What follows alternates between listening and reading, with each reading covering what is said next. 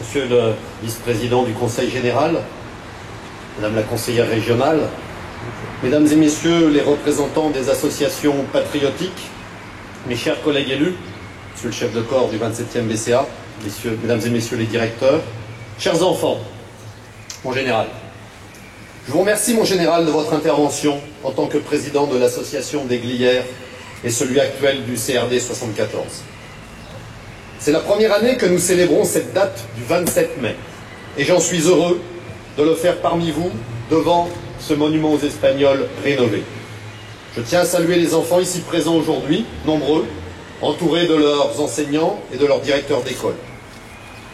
La ville d'Annecy a choisi de réaliser des stèles d'information pour célébrer ce 70e anniversaire de la Libération et nous permettre d'assurer aux nouvelles générations la pérennité de la mémoire et de transmettre les valeurs de la résistance telles que l'a si bien dit ici le général Bachelet.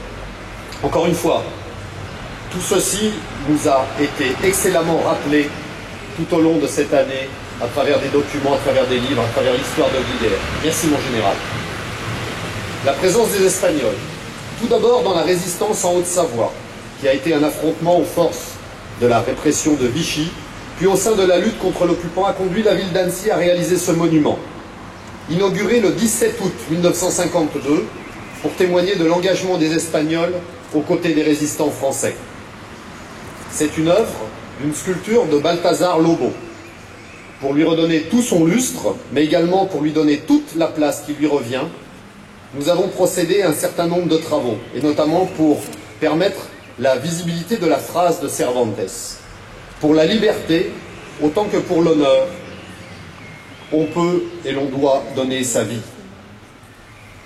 C'est ainsi qu'ont été réalisés des travaux de terrassement des blés, de pose de dalles et pavés, de nettoyage, et notamment du socle de la statue, du rechamplissage des inscriptions, de la pose de cette barrière basse, de celle d'un pupitre métallique et d'une plaque en lave émaillée, dévoilée en début de cérémonie par M. Michel Vera, président de l'Amicale de la Résistance espagnole.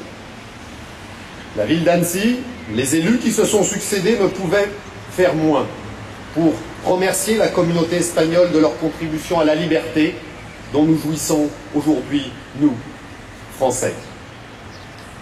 Je tiens à saluer chacun des membres de la communauté espagnole ici présents, mais aussi celles et ceux qui vivent dans notre ville et avec qui nous partageons tant de choses, notamment de vivre au sein de l'Union européenne, c'est-à-dire de partager une culture, une solidarité et une histoire commune.